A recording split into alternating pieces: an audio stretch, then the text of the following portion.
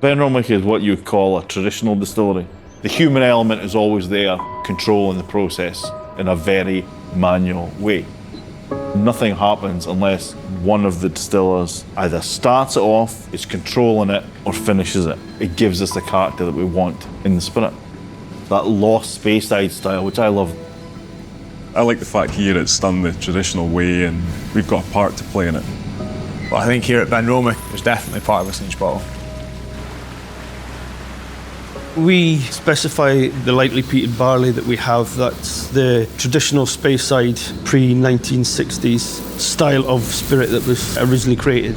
And the way we take the mask down, we've only got our temperature gauges to run off. It's not machine done. We're physically checking temperatures. We're looking for that consistency of the mash. There's lots of different elements within the still house and the mashing cycle. You've got so many different jobs on at the same time, so you have to really be on the ball of what's going on. Although we have some instrumentation that helps us, there's parts throughout the distillery that all the operators will go and check. They'll go and put their hand on it, they'll feel it, and they'll know if it's right or if it's wrong just by the temperature, and they're doing that just by their hands. It's very unique and very special, and you can see it on the pipework too. It's polished because the hands have been on it so many times. There's two different types of yeast in the fermentation. We have distiller's yeast, and then we have our brewer's yeast.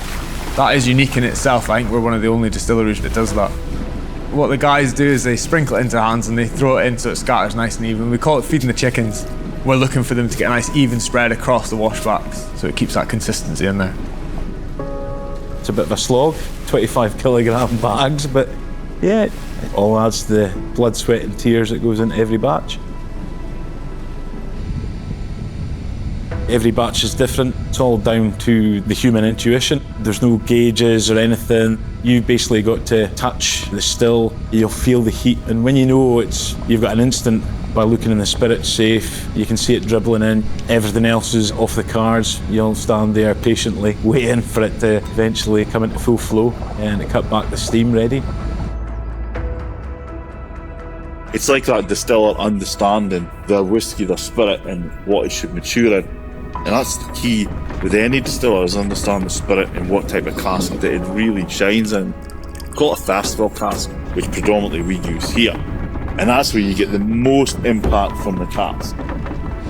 My favourite part of the handmade process is the fact that you get the sights, you get the smells, the sounds, the fact that it's a small team of people who take pride in what they do. Each one of us, there's always that little bit of character, our character, in each of the bottles. To be handmade, you've got to have three things. You've got to use your head, you've got to use your hands, and the most important bit is you've got to deal with your heart. And that's what makes Benromach very special.